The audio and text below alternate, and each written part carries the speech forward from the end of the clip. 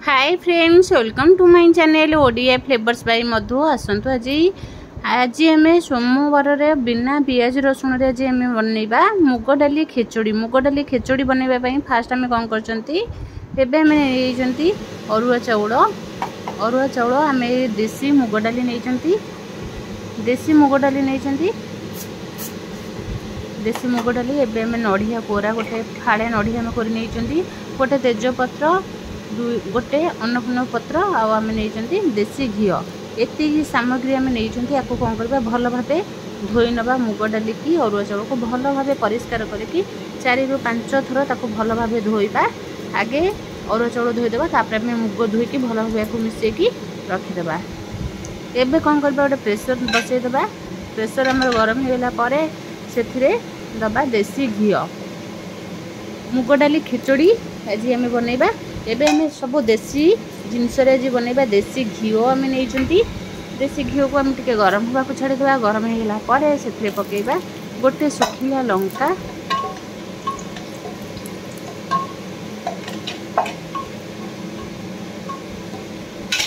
सुखिला लंका को टिके घी रे भाजीदेबा। देसी घी रे गुआ घी भाजीदेबा। भाजी दे सारा पर एबे आम गोटे स्पून जीरा देबा। गोटे स्पून जीरा को छाड़ीदेवा फुटापी। जीरा टी फुटीगला मुग डाली खिचड़ी रे जीरा टी अधिक पकईले जीरार बास्ना मुग डाली बास्ना देसी घीर जो बास्नाटा बहुत बढ़िया लगे। चाहिए आदि किसमिश काजू भी पकई पारे। एबे कौन करें आम जीरा को भाजी सारापर धोईकी रखिदेबा। अरुआ चाउल मुग को एबे पकईदेबा। पकई देकी आपको कौन करवा भल भाव गोलई नवा। सबू आज आम बिना पियाज रसुण रे बनइबा। बिना पियाज रसुण रे मुग डाली अरुआ चाउल को टिके भल भाव भाजवा। टिके भलसे भाजीदेवा। भाजी दे सारा पर एबे गोटे तेजपत्र पकईदेवा। तेजपत्र को आम धोईकी पकईबा।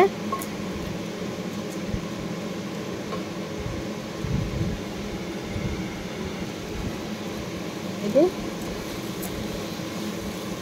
आपको टिके चाउल को मुग को भल भाव भाजवा। भाजीगला पर एबे आम स्वाद अनुसार लुण पकईबा। लुण स्वाद अनुसार हल्दी पाउडर गोटे स्पून पकईकी मुग डाली चाउल को भल भाव भाजी नवा। गैस को आम मीडियम रे रखिकी भाजवा नले आमर तलू लगिजी। मीडियम रे रखिकी भाजिले तार बास्नाटा बहुत बढ़िया आसो। जिते आम खिचड़ी बनइबा खिचड़ीर बास्ना ही बहुत बढ़िया आसो। एबे सब पकईकी एबे टिके अदा छेचा पकईदेवा। गोटे स्पून आम अदा को चोपा छड़ेकी भल भाव छेचिदेवा। पूरा पूरा प्लेन करके छेची नवा। छेचिक पकईबा। या भल भाव गोली नवा। एबे आधे पकईबा हेंगू। हेंगू आम पाखापाखि अधा स्पून पकई पूरा छोट स्पून नहीं अल्प टिके आम हेंगू पकई। हेंगू खाली बास्ना आसवाई आम पकई।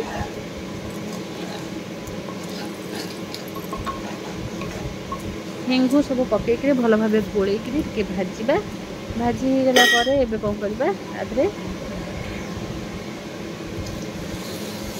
आधे आम पानी देदेवा। आम नहीं गोटे ग्लास अरुआ चाउल गोटे ग्लास छोट ग्लास अरुआ चाउल नहीं गोटे ग्लास आम मुग डाली नहीं।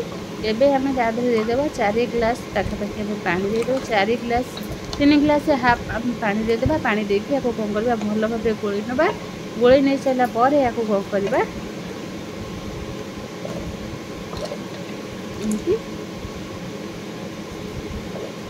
गोली सारा पर एबे आम कोरिकी रखिथिबा नड़िया को पकईदेबा।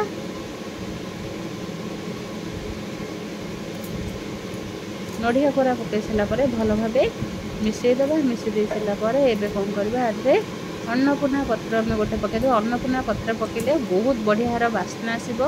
बहुत बढ़िया लगे भी खाइबापी। एबे आम आधे देदेबा 2 स्पून पाखापाखि आधे आम चीनी दे चीनी देकी एक भल भाव गोली ने। जदि चीनी पसंद मीठा पसंद ताले मीठा देबे। जदि मीठा न पसंद मीठा को स्किप करेंगे। एबे आपको देकर भल भाव गोली नवा। गोली नहीं आपको कौन करवा एबे हमर पूरा रेडी होईची गोळी देबा गोळी देकरी आपको भंग करबा एबे प्रेशर कैप लगे कि आपको 3 रु 4टा सीटी आसबा पई छाड़ी देबा 3 रु 4टा सीटी आसला पर हम सीटी सब बाहर साइला पर एबे काढी के देखिबा देखन हम केते बढ़िया से पूरा मुग डाली खिचड़ी पूरा रेडी होईची एबे देखंदु पूरा हमरो भात डाली सब पूरा सिझी छै एबे आकु के गोळेबा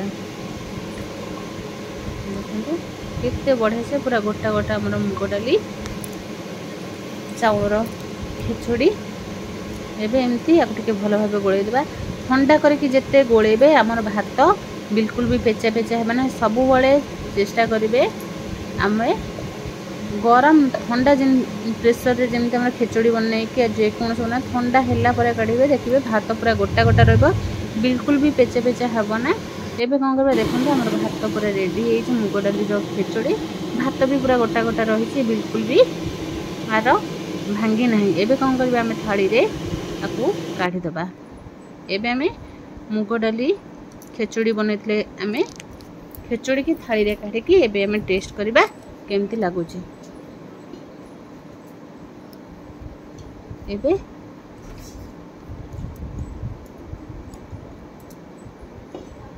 एबे में मुग डाली रो खिचड़ी नै जंती आ सहित हम नै जंती मिक्स तरकारी हम रखी जंती सब बिना प्याज रसुन रे जेहेतु सोमवार सेति पई हमें बिना प्याज रसुन रे सब तरकारी हम रेडी हिची एबे हम नै इसबा पनीर